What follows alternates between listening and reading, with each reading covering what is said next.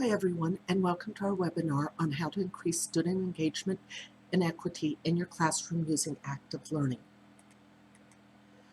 Your presenters today are Amanda Flynn, myself, Pamela Silvers, Jim Sullivan, and Rachel Tipton. And now I'm going to turn it over to Amanda Flynn, who is going to be talking about active learning. Hey everyone, so we're actually going to start off talking about just the big umbrella active learning strategies, and we're talking about these different types of strategies and why they're important. So active learning strategies can take on several different formats or roles, especially if you've been using strategies over the past or in the past. Those have been transforming since a lot of learning has been moved online. So we will talk about active learning strategies, what they are, how to create some, and then this can be if you're starting from scratch or if you're transforming something that you already have. Now, the quote that is driving this is, "Tell me and I forget, teach me and I remember." I'm going to pause here for a second because that section kind of hangs out on its own, because this is referencing the wide variety of teaching tools and options that we've already discovered or already used. So we have like the traditional lecture, which is the tell me and I forget, teach me and I remember. But if we take these tools that we've already been using and go another step or two forward, we can reach that active learning strategy, those techniques, and that's where we can involve the students and have them actually learn and hopefully apply and remember all of that information. So let's say that you've already got a bunch of stuff that you've been using. Why should you try and attempt new active learning strategies? So if you're fairly new to the concept or have never even heard of active learning strategies, I'm going to take a few minutes, kind of go behind the scenes and talk about what they are and why it's so important and worth the effort to try these new activities. And like I said originally, active learning strategies is kind of just like a big umbrella of all of the different tools and options that are out there. For example, an active learning strategy could be like the flipped classroom approach or problem-based learning, which we'll talk about here in a few minutes in more detail. So the reason that you should care, or why you should try and attempt at least a few of these activities, is the students will benefit from all of the following things that you see on the screen. You'll be engaging students, and we'll talk about that some more here in a second, but I really want to dive into the 3 R's. So we want to make the content relevant to our students so that they can connect to the material and have it mean something in their personal lives.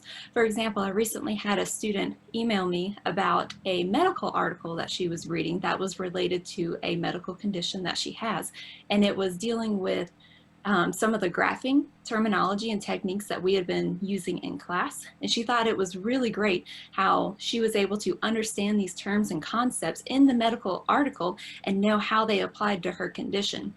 So from that, it was good for me to see that she was learning in the class and now being able to go a few steps further and actually apply it to her own life. And I can definitely tell that gave her encouragement and motivation to keep going with the course and just really make that connection. And then the next R that I want to talk about is relationships. So these relationships that can be built aren't necessarily just between students. It could be relationships between the student and the instructor, and then the student and the material. Because if they can build relationships, then they are connecting even more with the material and hopefully making those deeper connections and understanding it a lot better. So the relationships that could be built, and I'm going to focus more on student-to-student relationships here, is like pretend that they are working in a group setting. So if they're working in a group setting, they're meeting a few new students in the classroom, or in the class, I should say, and they can develop a good professional relationship with others. They could possibly start a study group that would help them excel in the class or during the activity or project or whatever it is that you're using during this active learning strategy, they have, you're kind of creating a sense of belonging. Like they have other students that depend on them to be present in the class, to be taking good notes, or to be researching good information and bringing that back to the group. Now, these relationships can form and last all the way through their college experience in other classes, or even possibly into their future careers, which could be a very good thing, like with connections once they've graduated. Now, the last R that I want to talk about is rigor. So some active learning strategies can be a little bit easier. Some of them can be a little bit more challenging. It really depends on the conditions. You know, what content are you covering? How much of an activity are you wanting to put out there? But ideally, we're trying to go more for that challenging side because we want to engage the students and, like I said, challenge them. They should feel like at the end of the activity or at the end of the lesson that they've accomplished something that they could be proud of and that they want to show off and keep pushing to do more. You know, we want to break the barriers and have them learn as much as we possibly can. Not necessarily trying to develop busy work. We just want to get the students involved and engaged in their material, which takes me to the next slide. So there's some benefits for students, which I've already touched on a few of these, but let's just go ahead and start off with these students are going to have a sense of accomplishment when they're done with the lesson or activity because they're learning to solve problems. They're thinking about creative ways or different approaches to solving something, not necessarily following the steps in a textbook, but truly being able to creatively or critically think about how to solve something. And with active learning strategies, students have the opportunity to truly learn how to research information, like quality information.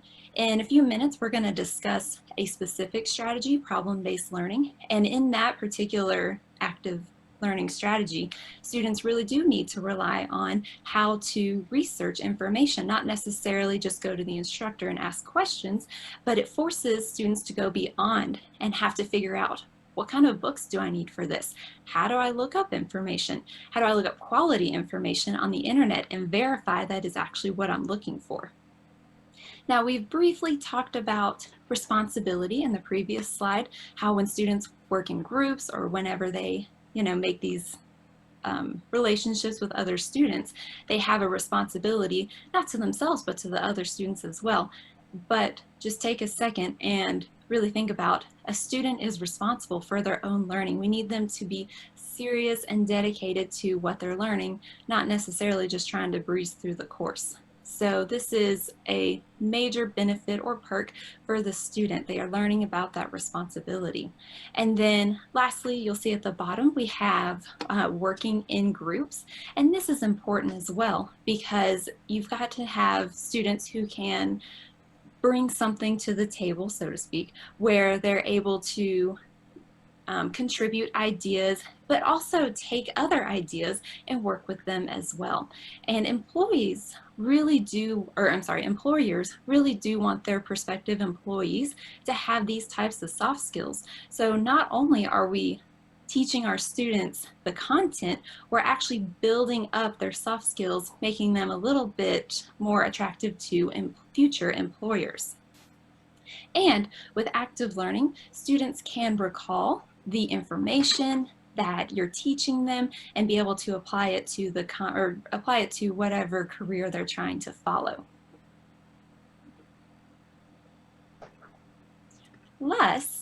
Here's a nice little summary if you didn't already have the drive to want to do some sort of active learning strategy.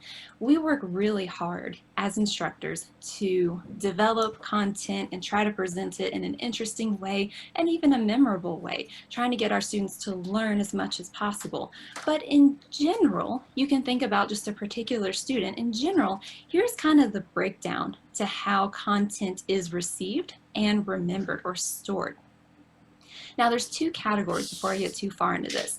You have the top of the pyramid, which is passive learning, and you can see that it has a lot of components to it, and we'll talk about those in detail in just a second. But passive learning is kind of where the student is learning through sight and sound. So they're just trying to absorb information, might not be doing a lot of writing necessarily. Now with active learning, we're trying to use all of the senses, or we're trying to use more, if not all, of the available senses. So active learning can be reached through active learning strategies, and we're going to talk a little bit more in depth with that. So let's go back up to the passive learning. So passive learning, again, that's where you're kind of, or the student generally is trying to absorb through sight and sound. And again, I'm going to say this again, generally 10% of what the student reads is going to be remembered. And you can notice that at the very, very top, and is the top of the pyramid. 10% is not a very large amount. So again, you're working super hard to deliver this content, and only 10% is going to be recalled. And that could come from reading lecture notes or reading a textbook or reading whatever other material you have. Only 10% is going to be remembered. Going down the line, 20% of what the student hears is going to be recalled.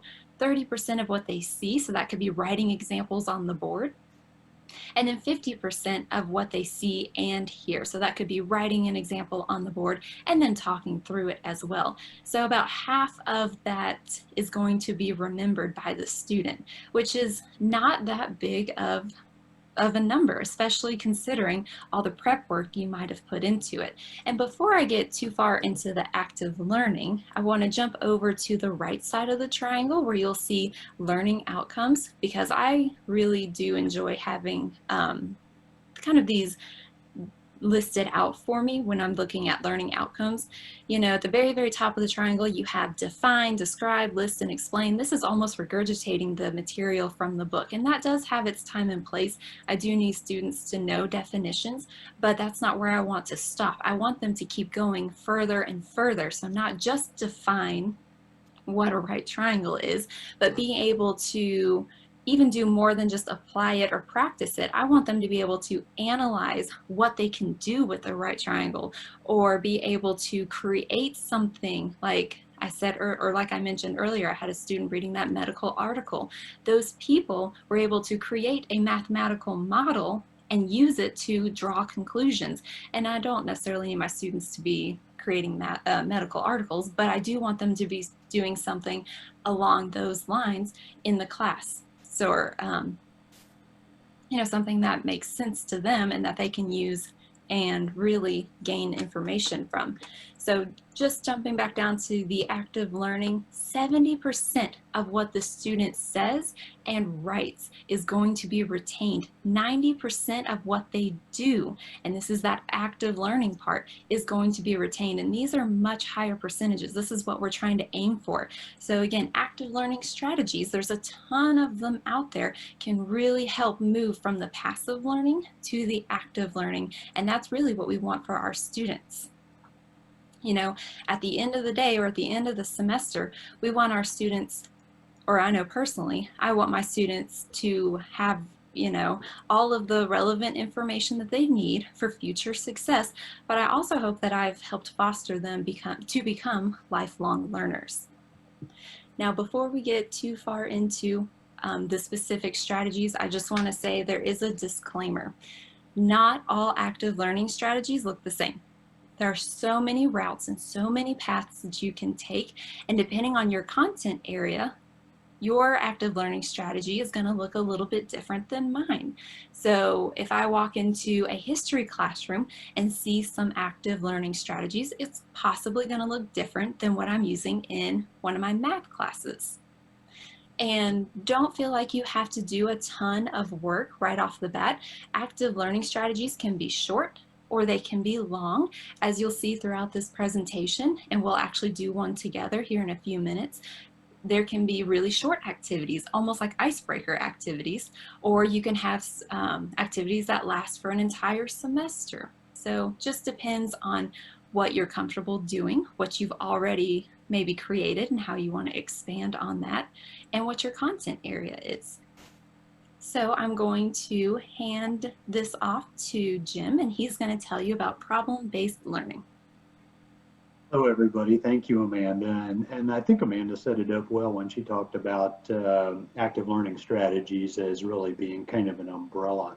And so we're going to dive a little deeper into our examination of active learning strategies and talk about problem-based learning as one specific form of active learning strategies. There are a number of them, but we just don't have time to go into all of them today. So we wanted to take a deeper dive into problem-based learning specifically. And for those of you who are real purists, there strictly speaking is a difference between problem-based learning and project-based learning. But for our purposes of our presentation today, we're going to treat those terms interchangeably. So with apologies to the purists, we're just going to treat those as one.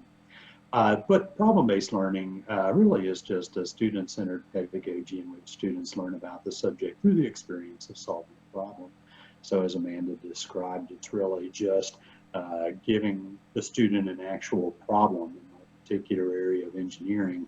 That can be a really quick activity where they just figure out one activity that you may have seen or heard of is a spaghetti and marshmallow tower.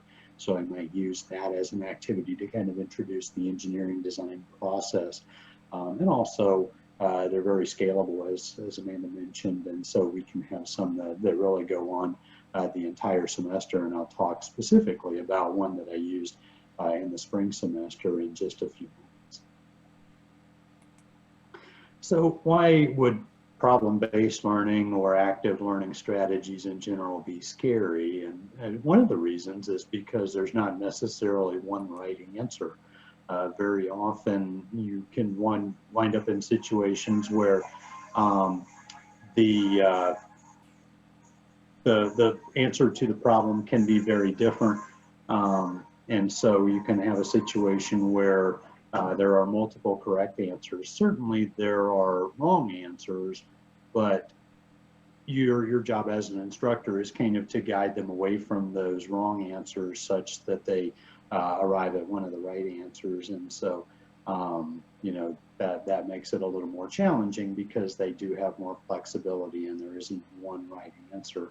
The other thing that kind of is sometimes scary is probably most of us didn't really learn this way. It was one of those things where, we experienced more of that passive type of learning that Amanda mentioned earlier, where we were probably sitting in a classroom and the professor was lecturing to us, but we really didn't get the actual, active learning or problem-based learning type of approach. And so it's something new for us. Some of us have some experience with it, some of us have no experience with it. And so it's one of those things we kind of have to branch out and learn on our own as we go. And then finally, next slide, please. How in the world do we do this online? I think that's the question everybody wants to know, and hopefully we can give you some ideas and some suggestions today to kind of help out with that. So the idea is, first of all, can you take something that you're already using and adapt it for online use? Or can you develop activities that might specifically work online? And so we'll talk through a few examples in the next few slides. Each of us are going to share a way that we used online problem-based learning in the spring, and then we'll also at the end give you some additional resources that you can use. So let's go ahead and skip to the next slide.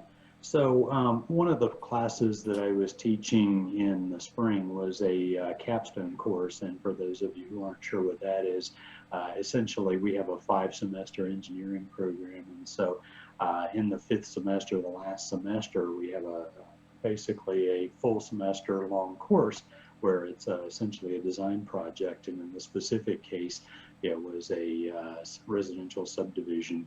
So the students, when we were still meeting at the beginning of the semester, it was basically one meeting a week, and we would discuss some particular aspect of the residential subdivision. So one week it might be the storm drainage, the next week it might be zoning, but some different aspect of that.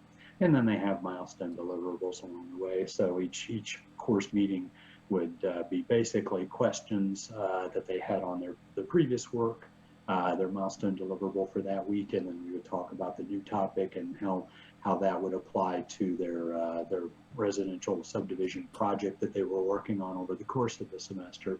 And then finally, we would kind of do a quick here's what's expected for next week. So we were doing all those live with the expectation that at the end of the semester, that would basically be a live presentation with myself and a couple of other faculty members and the dean. And so we were kind of planning for a live presentation. So midway through the semester, of course, we got the coronavirus pandemic thrust upon us, and so we had to kind of switch gears. And so I talked with the students, and I kind of brainstormed with some other colleagues to try to figure out what would be effective. And so we just decided that we would kind of keep doing things much the way we were doing them. We held those weekly meetings on Zoom. The students submitted their work online, and then at the end, basically, they had to make those presentations, those capstone presentations, in a live format, but on Zoom. So they were basically doing much like what we're doing here today, doing a semi-live presentation where they work together to plan that.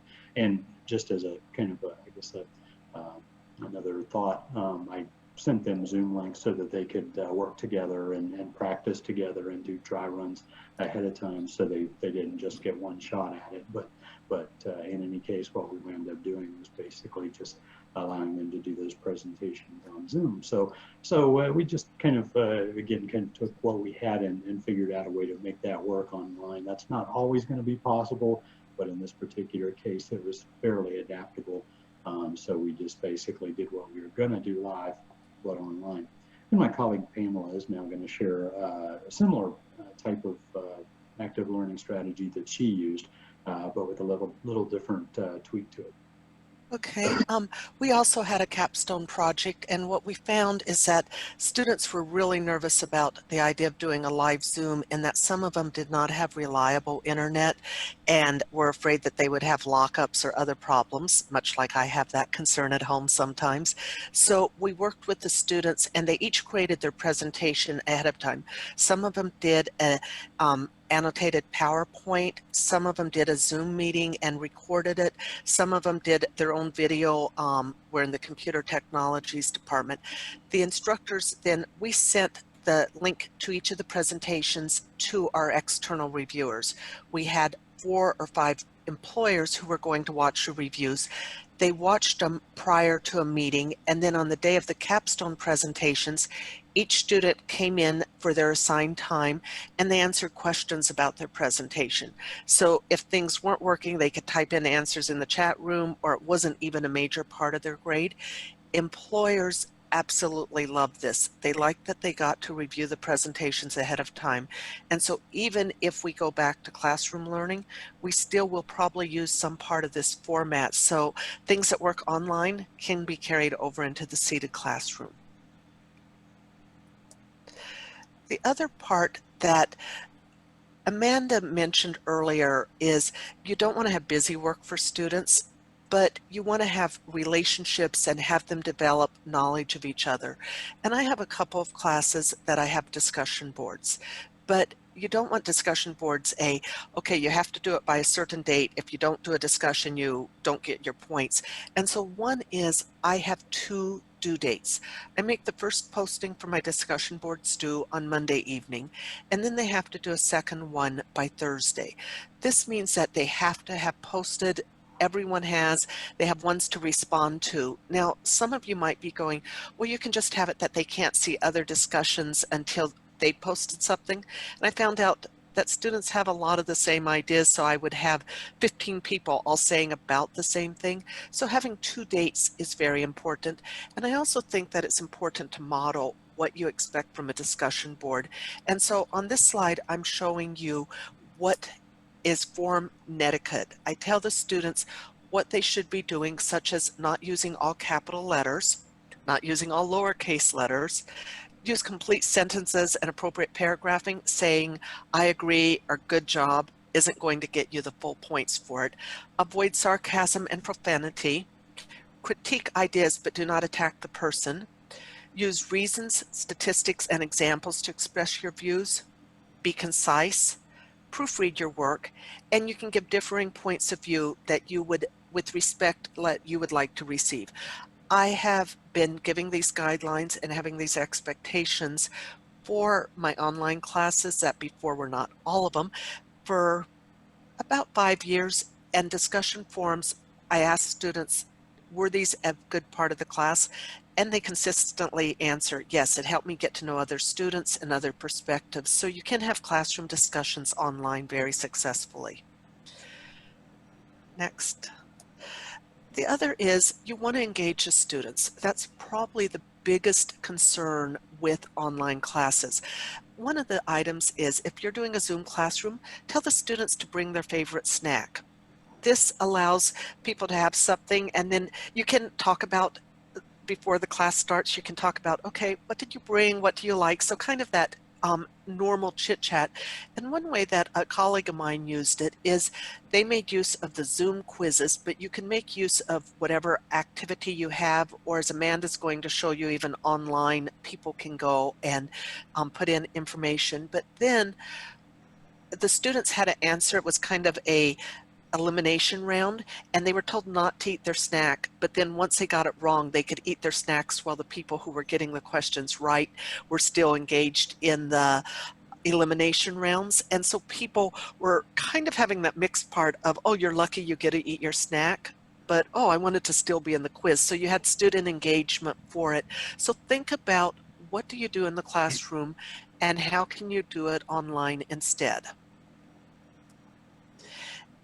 And now I'm turning it over to Amanda, who's going to be talking about how she's put some of these ideas into action. So with critical thinking, it's very important in the classroom, but also in the online classroom. One of the challenges that I had was how to keep the classroom discussion going, not necessarily through forum posts, because I don't have a lot of success with that in the math content that we were working through. So what I found was that students still need a way to express their ideas and express their approaches to problems, but not necessarily in a forum, maybe in a different format or in a different platform altogether. So the way that this can work, it can be asynchronous or synchronous, is I have students, type out their ideas or maybe show me how they were thinking through a process, and then we can all come back together and have this discussion about different approaches, different ideas, what works well, what could we improve upon. And to do that, I would like to show you or share with you one of the sites that I find most useful. So Desmos is an online graphing calculator, but you can use it for things other than just math because they have all these activities. There's a lot of activities available. Yes, they are math activities, but like I said, you can use this concept or these ideas for several different disciplines. Now, to start with, the site is completely free. You don't have to pay anything at all. You can create an account, but you don't have to. However, if you want to save work and save activities and assign things to students, you do have to create an account, but that's still free. There are free resources available. And it is a online graphing utility if you do teach math. It is very useful. I use it a ton. Well, I used to use it a ton in class, but now I use it for example videos. And then it has many, many uses. Like I mentioned, you can do asynchronous or even synchronous classes for if you are in class or if you are online. So I'm going to break away from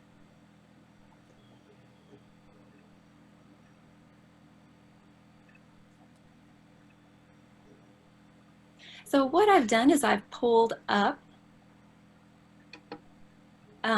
teacher Desmos. Now, if you just type in desmos.com, which was the link that was posted on the slide, you will go straight to the graphing calculator. However, if you type in Desmos activities or this URL up here, teacher.desmos.com, you can come to this screen. So if you are a math instructor, you can go up here and search for an activity.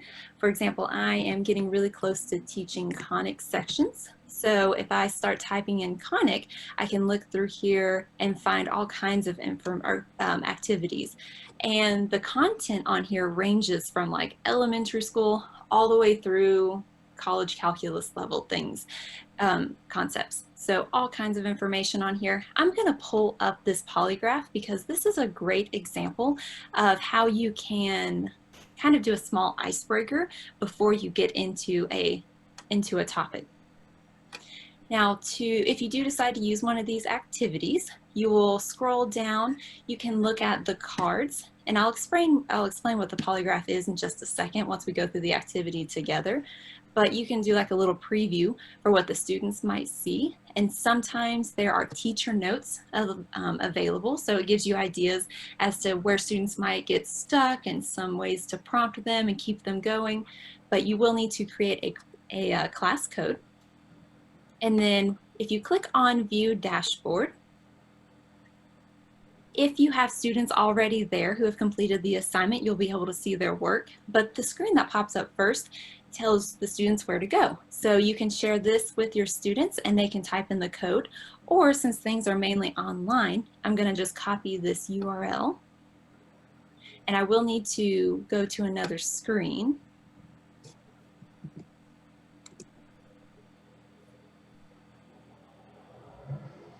And I am going to verify that we are still looking at the same screen. Okay, so once you're here, your students can create an account, or they can just hit join or click join. Now my account is already logged in, so it says welcome back, Amanda. If your students don't have an account, it's okay, they can just type in their own names there, or they can choose a different name depending on the rules that you've set up. But if you want to keep track of the students and their progress, they probably should use their real names. But I'm going to click join, and again, this is the polygraph.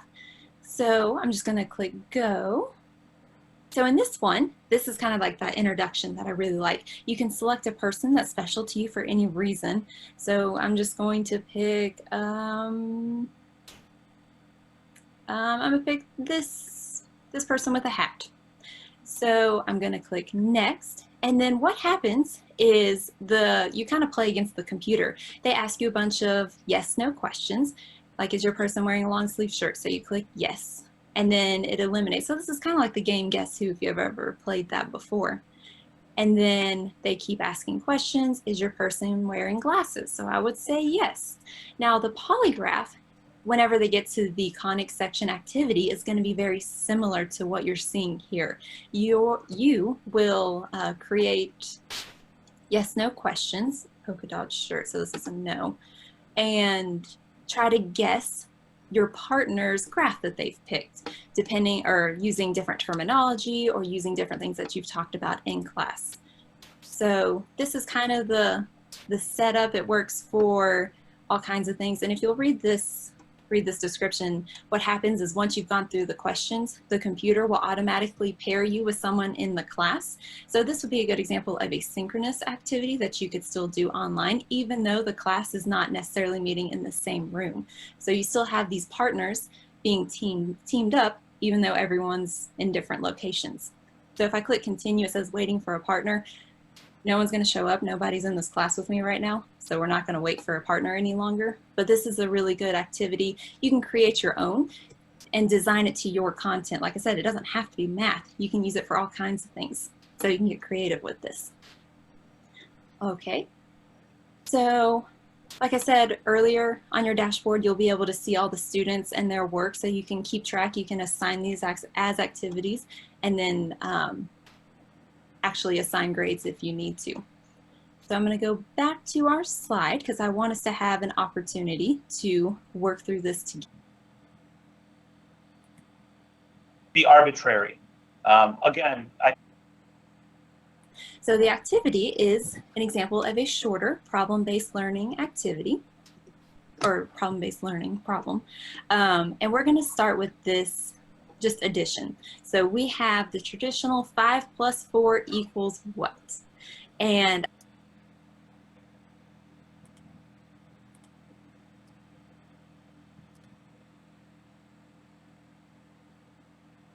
I don't know how you were taught addition. Maybe you were just taught to memorize it. Maybe you had manipulatives. Maybe you had a really cool, unique way of learning math. But at the end of the day, you were taught that 5 plus 4 is equal to 9. So it's kind of that linear thought process. 5 plus 4 equals 9. Well, how can you take something traditional and flip it on its head? How can we try and create this into a problem-based learning activity? So it's fairly straightforward, fairly quick and easy to do. Instead of saying 5 plus 4 equals, we can turn it around and say, well, what does 9 equal? And this allows students to create a different kind of connection to what 9 is equal to. So I recommend that you pause your video to complete the following activity. You can visit the website that's listed in the middle of the screen. So that would be the link that you could type in. Or if you have a smartphone, you can kind of point the camera at the QR code and it should open up the website link. I know that works for iOS devices. I was not able to try it out on an Android device, but it might work. Or if you just have a QR reader on your smart device, you should be able to point and click. So once you go to this, you'll be able to answer what 9 equals. So think for a few minutes about what 9 equals to you. Once you have your answers and go to the link that I just shared with you, I would really appreciate for you to share your answers. And you'll be able to share with the class. So once you type in your answers, hit the button that says share with class, and you'll be able to see everyone's answers that have previously posted.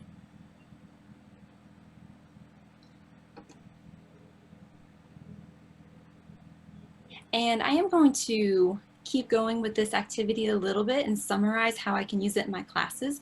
As you completed the activity, you were able to type in your answers and share with the class and see what other people had posted, which really, I think, allows students to open up that critical thinking channel because they're able to see how other people responded, not necessarily in the same way that they responded. So they were able to, for example, one of my classes, they can write down the approach they used to solving a problem.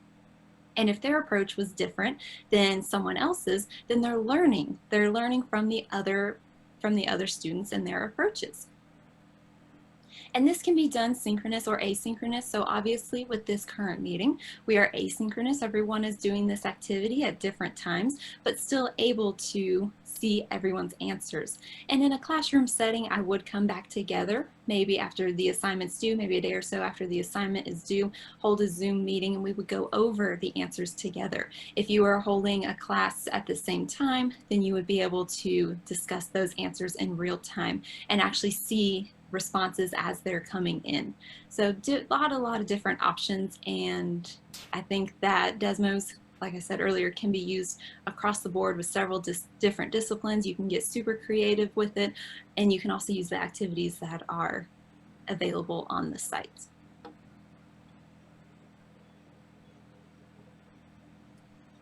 So now we're going to let Rachel talk about what she does in her class.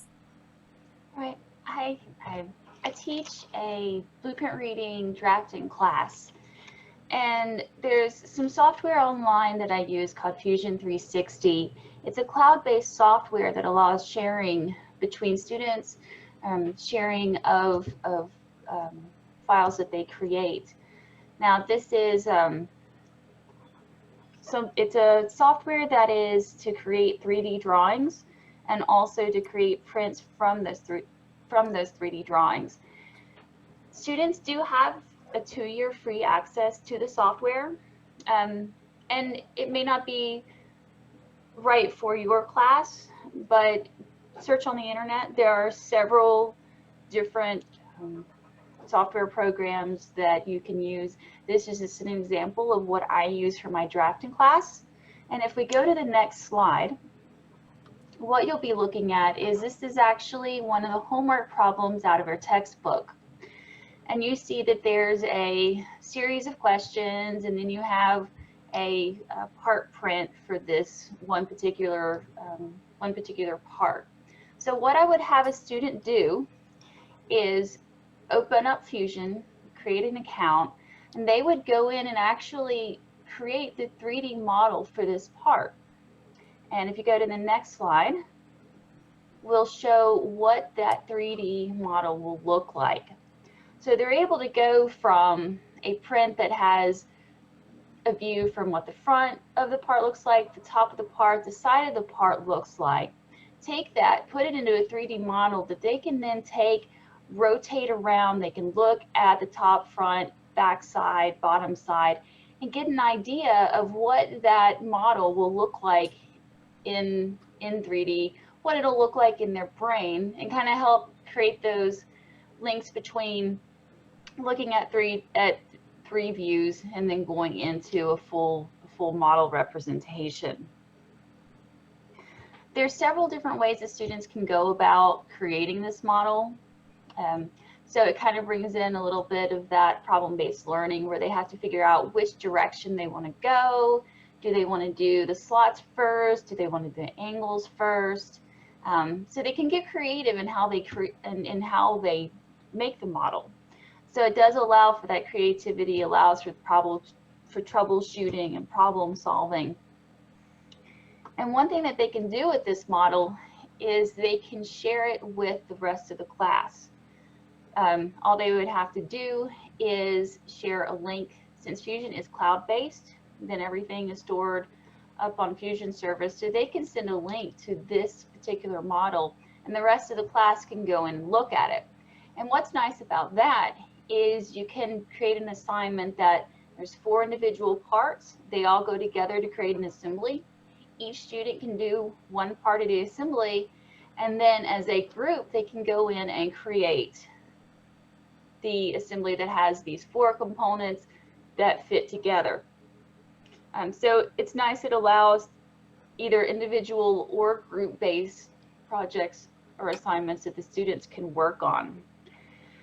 And then what's really nice is that in the same software, the students are able to go back and basically undo what they just did. So if you go to the next slide, what you'll see is a student is able to go into the program and create a print or a blueprint off of that 3D model. So basically backtracking what they just did and recreating what they saw on the original assignment. So you have the same views, the same measurements, the same sort of lines, and this will reinforce that lesson that the homework is based from. So it sort of reviews everything. They go through, they create this neat model that they can see, then they create a print off of it, and it really just kind of reinforces that lesson. It also allows, another great thing about being able to create the model themselves is they can go in and check their answers. So they aren't relying on me being in the classroom with them to say, hey, is this 1/2 inch measurement that I got, is this right? They can actually go in to their print that they make and get that measurement and go, oh yes, okay, it was 1/2 inch, I am correct. So it allows them to check themselves versus relying on me being there, and allows them to work from home a little bit easier. So this is something that, this software is something that we used for the last couple years, but we found during the during doing the online work during COVID that it did actually make it a little bit easier for students to have access to software at home that they can use on their own computer for assignments. They're not relying on having to be on campus. They're not relying as much on instructors beyond the basic content. So I invite you to look online, see what kind of software there is out there that students can use at home to kind of reinforce the lessons that you're teaching. It doesn't have to be, you know, something like this where it's a blueprint type drafting class. There are other things out there for other programs. So just search online and see what you can find. And then I'm going to send it on to Jim. So hopefully those were helpful. We wanted to give you some very specific examples of how we were able to incorporate problem-based learning into the classes that we've taught, and hopefully that sparked some ideas Unfortunately, we have a lot of different techniques and programs and things that we use, but we don't have unlimited time. So we hope that those four will kind of get you some ideas and maybe get some ideas flowing. But you know, there are a lot of different ways to do it, and you know, as Amanda mentioned earlier, it's not a one-size-fits-all approach. So kind of in review here, I would basically suggest starting with something you already have, particularly if you're relatively new or inexperienced with problem-based learning.